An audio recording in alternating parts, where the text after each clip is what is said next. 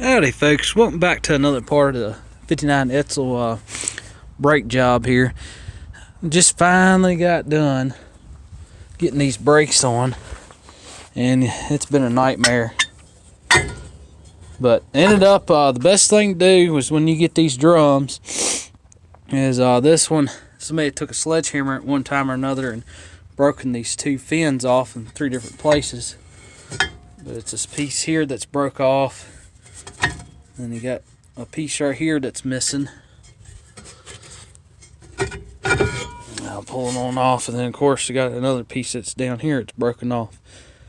But best thing to do is take these drums. If you can find good originals, that'd be the best thing to do. Because I bought a reproduction drum for this car, and I just don't like the way it fits. Now I've had all these drums turned, because you want to reuse these drums if you can. Now this one, there's a couple spots where the fins are broken off, really won't affect anything. But I'm going to try and still find the original. Now this is for a 2-inch shoe. This car has 2.5 inch. It's 2.5 inch drums on the front and 2-inch drums on the back, which makes it really hard to find drums. But they do reproduce them. There's a place on eBay you can get the 2-inch drums for the back on eBay, but they're kind of expensive. They're about $130 a piece. And I actually ordered a new one that to replace this one, but I just don't like the way it fits. But around the hub area right here, it doesn't fit quite well. I would have to take something in on the reproduction one and just kind of sand it out just a little bit, because it's a little tight. I don't know if they didn't machine it correct or not, but that was one issue. And then of course the wheel studs were a little bit too small. But other than that, I mean, it fit fine, but it's just this hub hole right here was too small, so that's why I tried to keep the original one back on here. So I ended up taking and I got all the original drums back on it except for one, and went ahead and I had to replace both hubs on the front. And don't do what I do. Like I said in the previous video, do not do what I do. Do not knock these wheel studs out on the front to get the drum off, because it's what it is the drum is a press fit on this hub right here. And it's nothing but a nightmare trying to get the correct wheel studs, because I went through a huge nightmare trying to find them, because they were like about 10 thousandths too small, or either about 20 thousandths too big, and it just throws everything off. So I ended up getting on eBay, and I finally found 2 good hubs for it. Now the one hub was already no good. That was actually on this side. The bearing race on the outer bearing right here had actually spun and ruined the hub. But I was able to get 2 good used drums off eBay, almost about $300 just for 2 of them. But I was able to get them. Ended up buying the whole spindle for one driver's side, which I'll show you all that. And ended up turning that drum. That drum was a little bit pitted, but I ended up getting it turned. And that's actually the spindle for it. I just bought the whole spindle and the whole works for that driver's side right there. And I got another driver's side one for the other side too. I actually got 2 driver's side, the whole complete spindle on the drum and hub and all, and I ended up pulling that off, and I'm getting ready to put it on this car. Because the main reason I bought it is the wheel studs are original and they're still perfectly fine. And but the drum, I ended up having to cut off of one of them. But I got another original drum I'm gonna press on. But these drums on the front are a press fit. And what you can do is the best thing to do is just pull the whole hub and the drum off. Do not knock the wheel studs out. That's what I did. I made that mistake. I learned the hard way. I knocked the original studs out, and the only reason I did that is so I could pull the original drum off and have it turned. And long story short, don't do that, because you'll go through all the headaches like I'm trying to do to get the right wheel studs, and I couldn't get them to press in quite right. Now these are pretty tight. They're still got one. It might be on the other side, but one of them is just, I mean, you can still wiggle it. and you almost have to get custom ones made, or either take it to a machine shop, and they might have to drill the hub out a little bit to get them to go to the next oversized stud.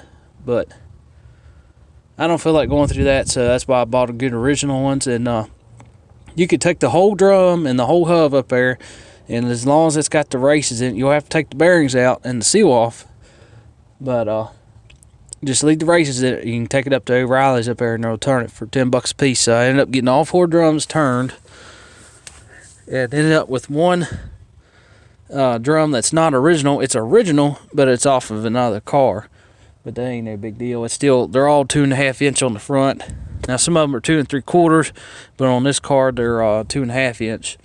So you want to make sure you get the right drum. And that's what I don't like on eBay, is when you sell something, you need to put the measurement down instead of, just saying it's a drum off of 59 Fairlane. Well, they don't tell me nothing. They need to tell me, is it for 2.5 inch brake shoes? Is it for 2 3/4? And I believe there's another one 2 1/4, something like that. Usually the smaller shoe is always on the back, and the wider one's always on the front.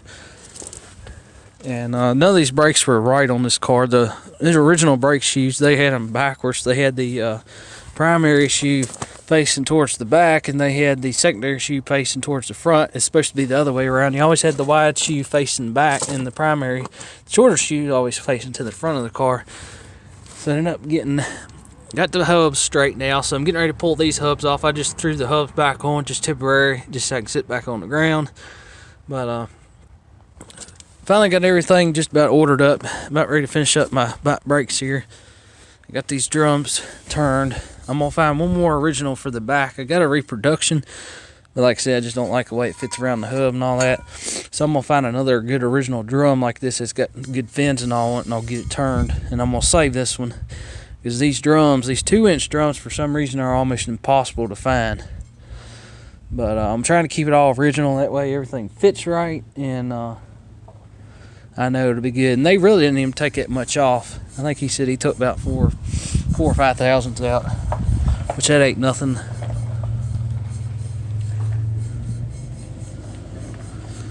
But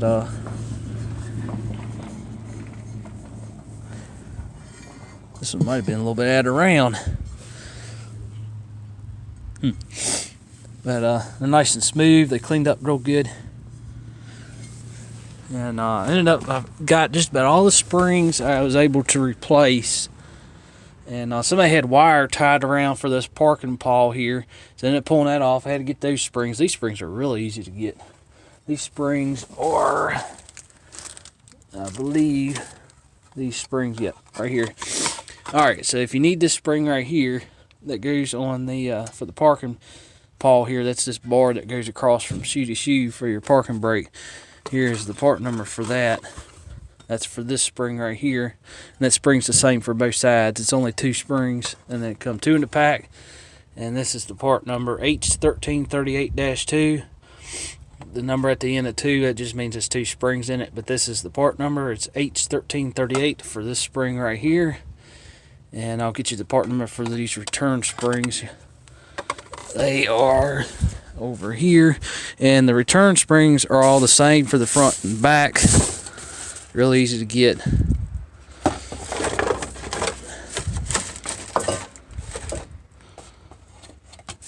Let's see. Get these all organized. Alright, here's the part number for the return springs. It is H131. That is for the return springs. There it is, H131. That is for these springs right here. Come 2 in the box. Or no, I take that back. They come 4 in the box. That's right. They come 4 in a box. So you need 2 boxes of these to get 8, because it's 2 per wheel. So 2, 4, 6, and then 8. So you need 2 boxes of these. So that's H131 for these springs right here. And then H-1338-2 for this spring right here for the back, in case you need that. Now, I had one original one. This one's still good. but I had to get those because somebody took wire and wound it around it, and just we're not gonna have it, so that's why I ordered them. And I'm trying to replace as much springs as I can. Here's the original return springs right here. These are the original. These are easy to get. These are the original ones that went right here. And these springs I had to reuse. These are the only ones, is the hold down springs.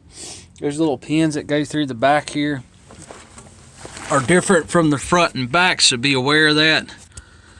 But these little pins that go through for the hold down springs, be aware of that. They're different. They are actually shorter on the back and longer on the front. These springs and those pins are kind of hard to find, so I ended up I'm still looking for those yet. Had to reuse all them on all the wheels, unfortunately, but that's okay. They're still in good shape, so I mean, there's nothing wrong with them. But I got this last spring down here. This is the last one. This is a new one I replaced, and of course I freed up my adjuster there. I greased it up, cleaned it out, greased it up, got that working again where it turns freely. But this spring down here, let me give you the part number for that. Okay, so welcome back here. This is the last spring that I bought new for the bottom here that goes between the two shoes for the adjuster. That's all the same. It's the same spring for all four wheels. They come 4 in a box, so you only need 1 box. Here's a box for that. It's by Asbestos, and it is H403. You only need 1 box for that. And that's pretty much about it as far as the springs. I'll make y'all a little update video as far as finding these hold down springs and getting the correct pins. They make a kit on eBay I'm looking about buying, and I'm actually going to order that later on because I'm going to go back and replace these. That way everything is new and freshens it up. Don't forget to put a little bit of brake shoe grease on the back. You have 6 slots. You got 1 here, 1 here, 1 down here at the bottom. Of course, you got 1 there, there, and there behind the shoes. Throw your little grease on there. That way, when the shoes spread apart, it helps everything. That way, it don't squeak. But somebody's replaced these wheel cylinders before, and I looked and looked, and I cannot find a number or nothing on them. But one way you could tell is you could take and unbolt it and pull it off, and you could take a caliper and measure the inside of the bore. That'll tell you which size you got. But most of the time they're stamped, but those are not. So I'll get back to update on them, and of course is these hold down springs down here. And let me give you the part number for the brake shoes. This car is set up with 2.5-inch brake shoes on the front and 2-inch on the back. I'll get you the part numbers for these back brake shoes and as well as for the front here in just a second. Alright, so here's the part number for the brake shoes for the back for the car. There it is right there. It's 27293. These are for the 2-inch shoes, so make sure and measure your brake shoes first before you order them. But if you got 2-inch brake shoes for the back, just like I have, that is the part number you need right there, 27293. Now, of course, this is through O'Reilly's, but you probably that part number will probably interchange with a lot of other brands. But for O'Reilly's brand, that's the brand. That's the part number right there. It's 27293 for the back. There it is. And let me show you all the front. Alright, so here's the front brakes here. And it's 27293 228. There, that's the part number. And 264 is for the back. So this is for the back. 264 for the back. 228 for the front. This is for 2.5-inch brake shoes for the front. Right here. And then on the back, it's 264, 27293, 264. This is for the back. This is for the front. So there's the part numbers for them. To help y'all edsel fans out there, and y'all building a car, this will make it a lot more easier for you. And I'm going to actually draw a diagram in a future video here, and I'll show y'all a lot more in detail about this to make this a lot easier. Now they do reproduce the rear drum like I was talking about.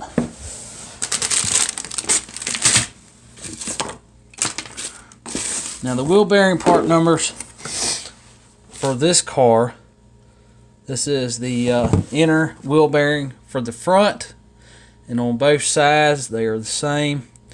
It is LM67048 for the inner bearing. That's for the inner bearing now. And for the outer bearing, that's the smaller bearing. It's A2 and the A6. So the A6 is for your inner bearing, which is the bigger one right here. This is the LM67048 inner bearing. It's the same on both sides, which interchanges with A6. Okay. And then the outer bearing, which is a smaller one, which is, let me show y'all here.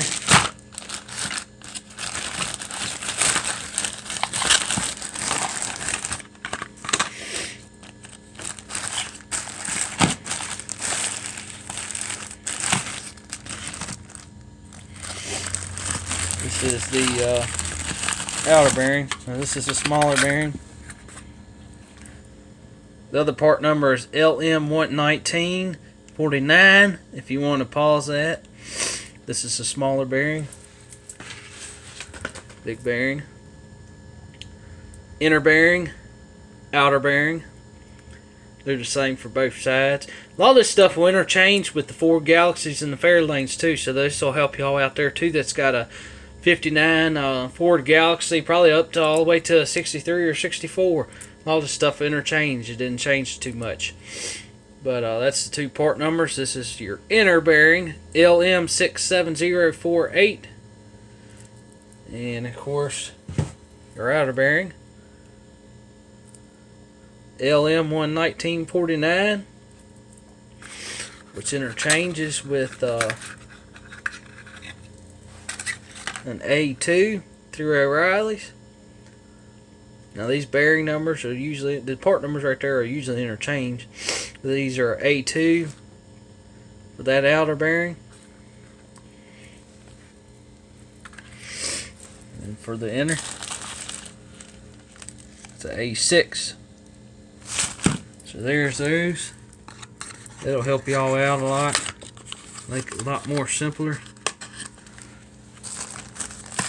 And of course, your wheel seals for the front now.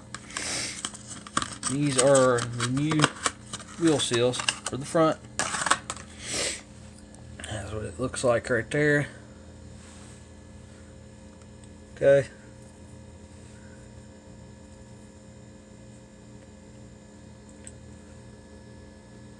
And this is through a national brand. But these front wheel seals right here, people call them a grease seal. The part number for that is 6815 through a national brand. So that's the correct wheel seal you need right there. Alright, let's move on up to our shop part numbers here. Our first part number here is for the I'm not sure if it's for the front or the back, so I replaced all four.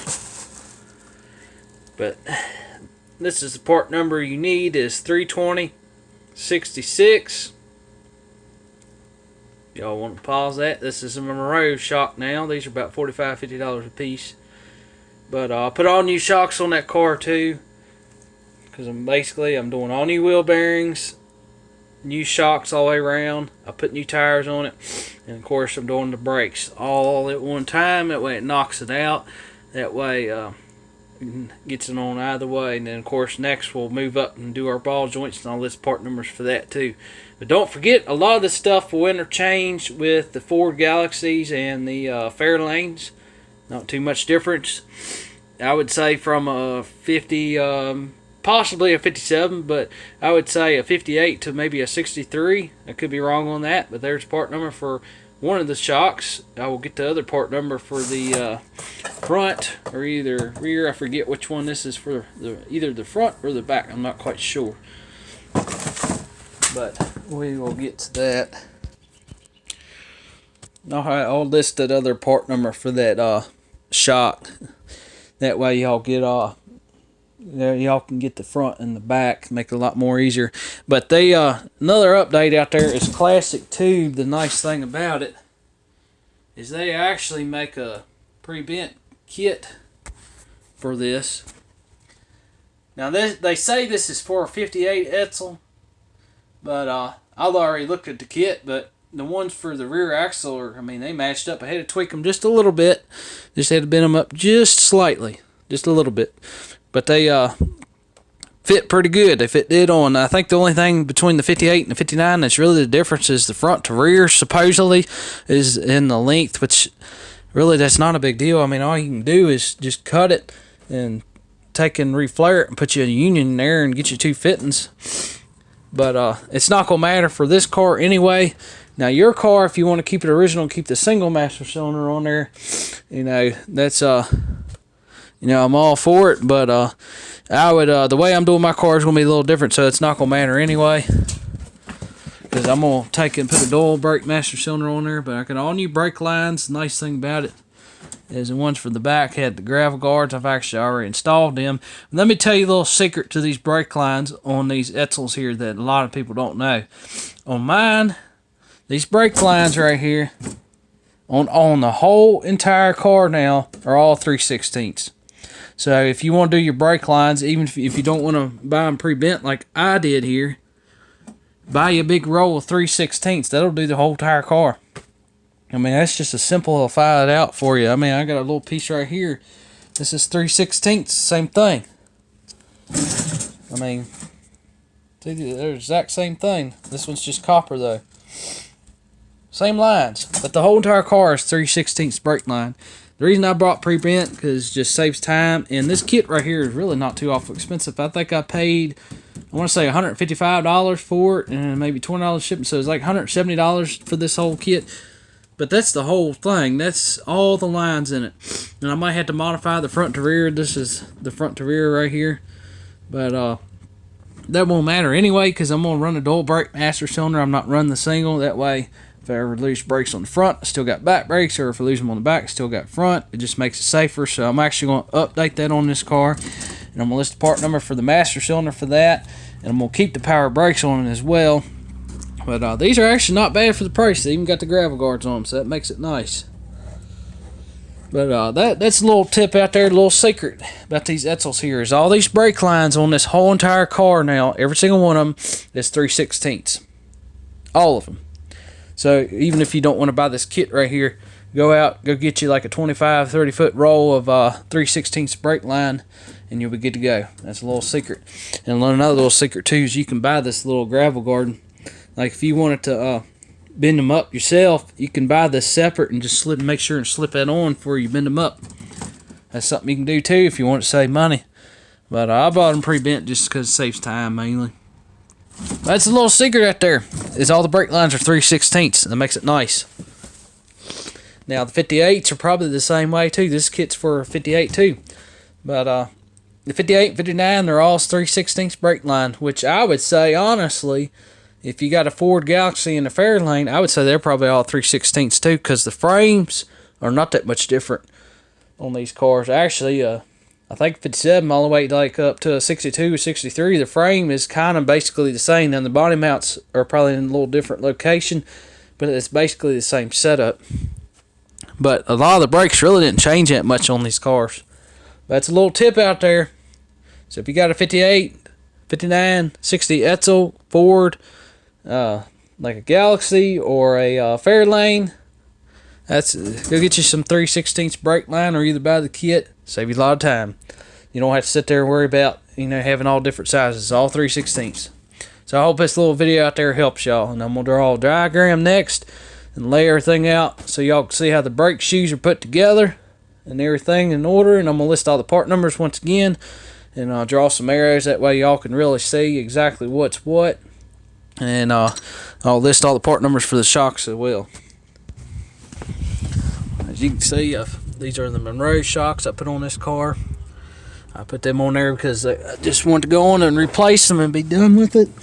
And best thing to do is, what I would do is I would just take cut-off wheel, and on your originals, just cut them off. Just take cut-off wheel and cut this off, because you'll get all new bushings anyway. But cut this stud off and just pull them out, because it saves a lot of time. Don't even try and fight getting everything unbolted there, because it comes with everything anyway. But just just cut these studs off, and they'll pull right on out. Same way if up there, cut it on off, and be done with it. It just saves time. So I already got these installed here on the back. I'm gonna clean this rear end up and get everything painted. But I already got my new brake lines on the back. I'm gonna have to make a little bracket for this T right here, because originally it went on here, this piece right here. So I'm gonna make a little bracket and extend it over, because I didn't want to tweak these lines too much. But all in all, they fit pretty good. They said they're listed for a 50A edsel, but they said they wouldn't fit. They fit just fine on the back. I think the only real difference, truthfully, out there is just the front and rear brake line, which is this line up here that runs along the frame. I think it's just a little bit shorter, but you can modify that anyway. That ain't no big deal. All you gotta do is cut it, flare it, put your 2 fittings on it, put 3 union in it, be good to go. Be heading on down the road.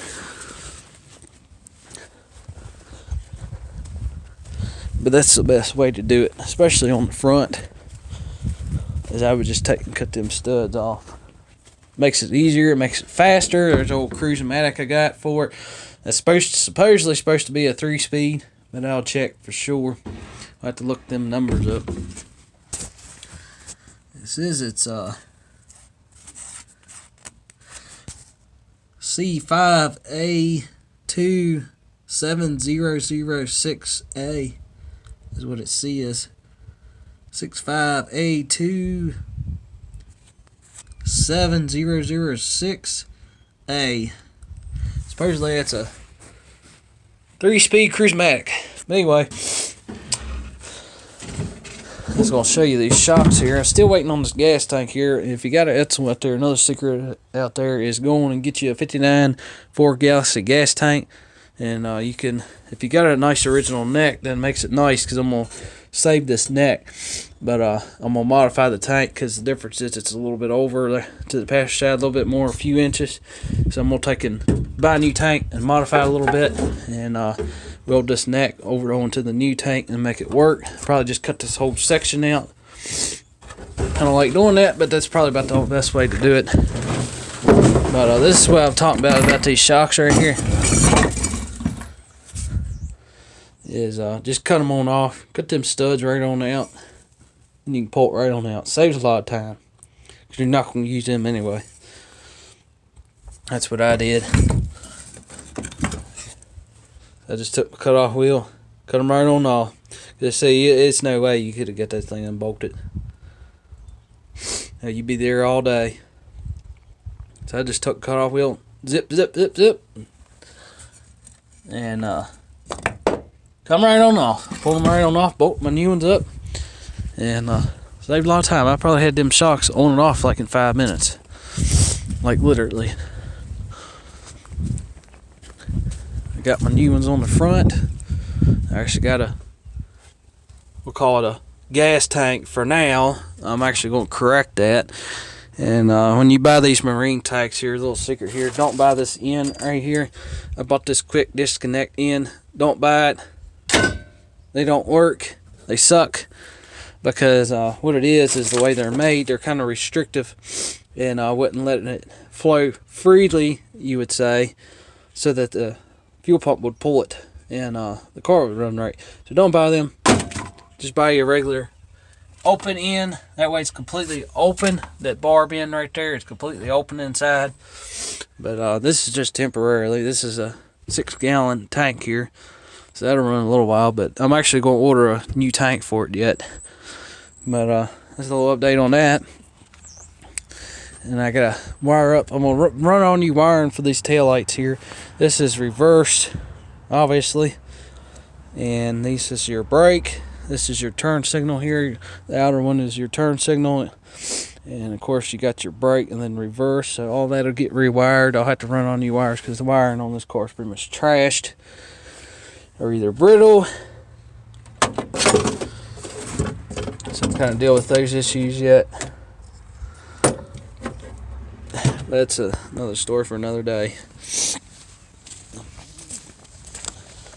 Of course, I got the old Cooper Cobra tires on here.